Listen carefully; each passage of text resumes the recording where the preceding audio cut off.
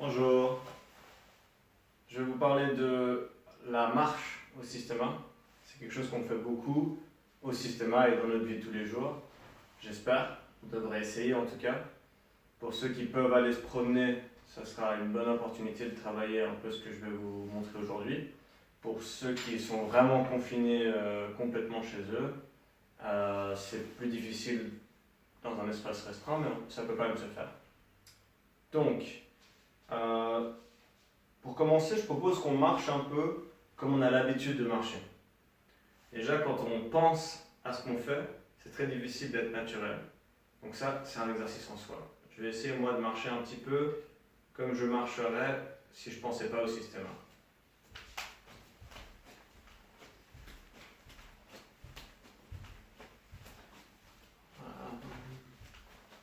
Voilà. En avant, en arrière.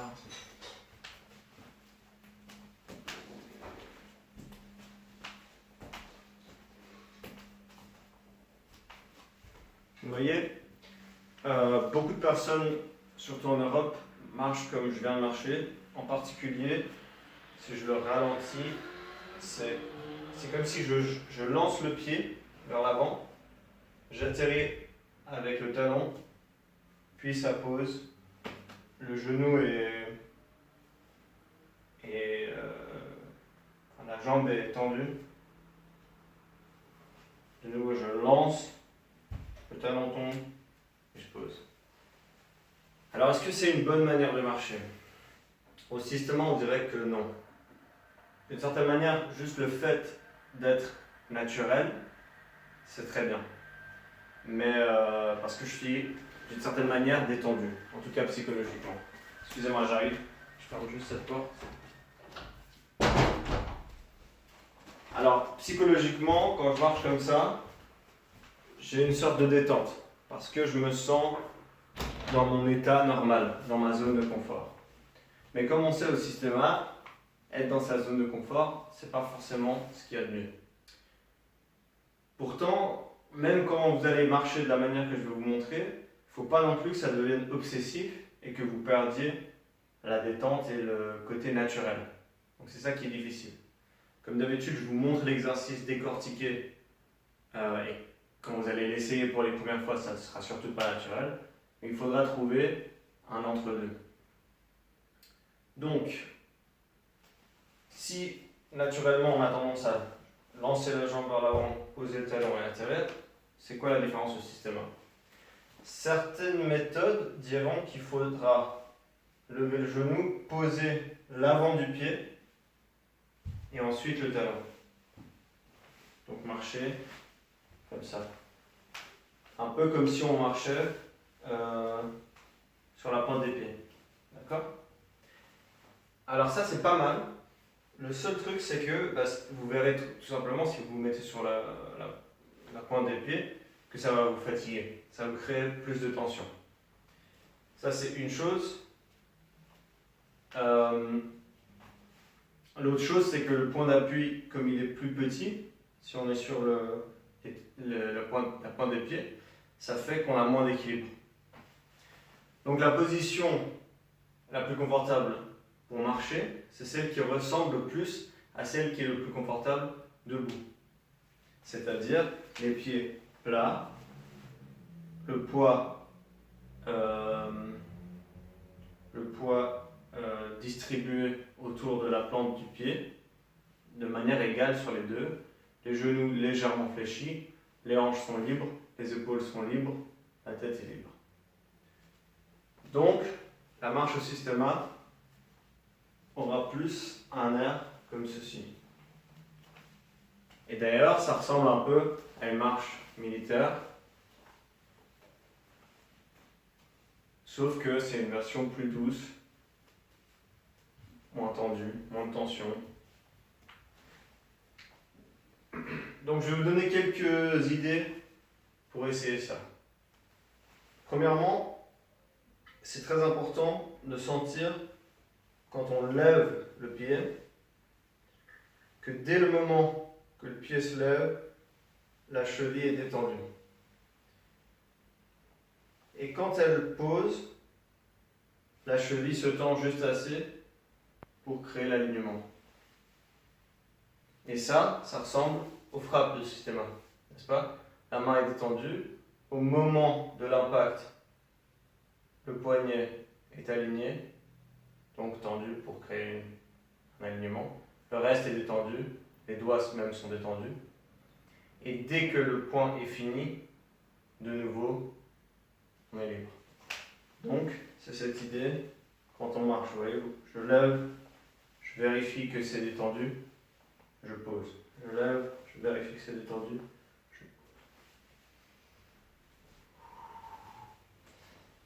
pose. L'autre chose très importante au système 1, c'est de pouvoir marcher en arrière, de pouvoir changer de direction. Donc déjà, de neutre, nos pieds sont plats, ils peuvent passer vers l'avant, tomber vers l'arrière, si nécessaire. On peut lever un pied, lever un autre pied.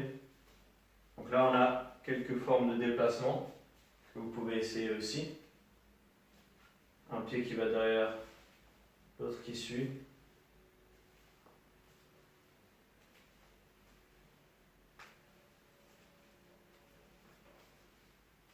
D'accord? Si le pied atterrit plat, il n'y a pas besoin d'avoir une différence entre le pas vers l'avant ou le pas vers l'arrière. La différence, c'est la tension dans notre corps. Parce que, dans mon cas par exemple, je trouve plus facile de détendre par là que de détendre par là. Je me retrouve obligé de plus plier le genou pour pouvoir atterrir avec tout le pied.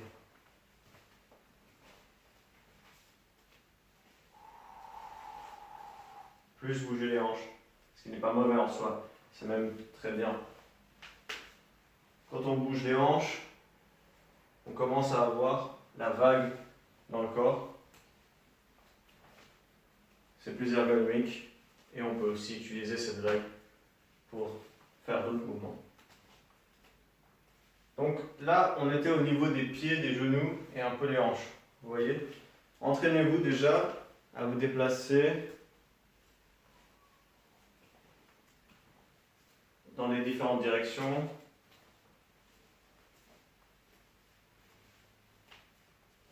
Et silencieusement. Vous voyez? Si vous êtes en train de... C'est pour ça que je vous ai dit de penser à comment vous levez le pied. Avec cette détente, elle doit aussi se poser avec cette détente. C'est un peu comme un chat qui marche, vous voyez? Ça ne doit pas être... Et ça aussi, quand on marche avec le talon, on a tendance... Vous entendez ce bruit? Poum.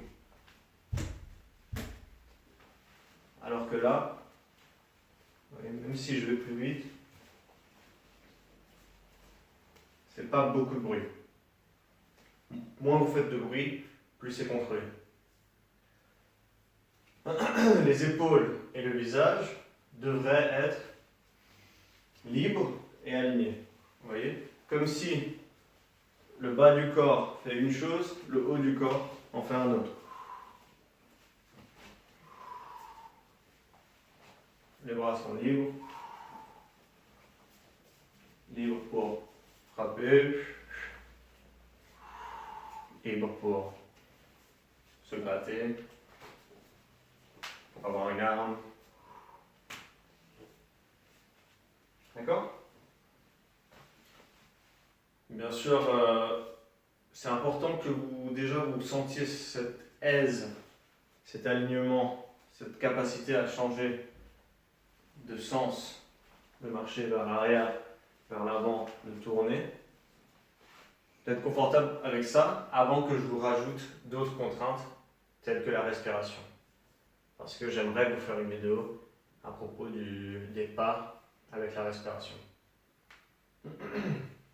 Je vais essayer de garder très très bref aujourd'hui. Donc je pense que j'ai à peu près tout dit ce que je voulais dire sur la marche à ce moment. Une dernière chose peut-être, si vous voulez vous compliquer la vie, vous pouvez commencer le squat et faire la même marche en position de squat.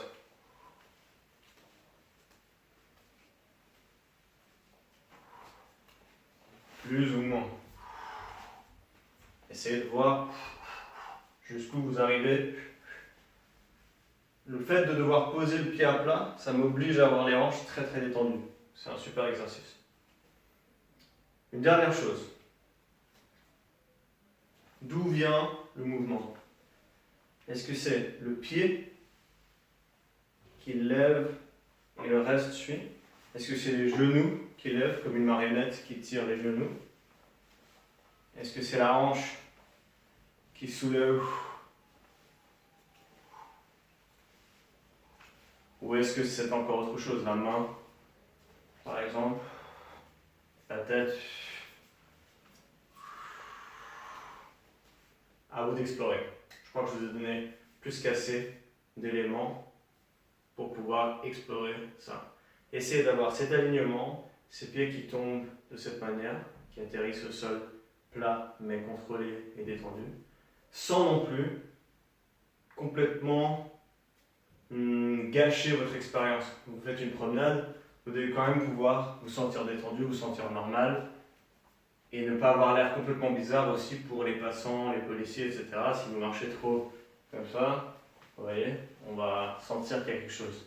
Donc essayez de glisser ces principes dans votre vie de tous les jours pour qu'elles deviennent naturelles, pour qu'elles deviennent aussi propres à vous et votre corps. Merci.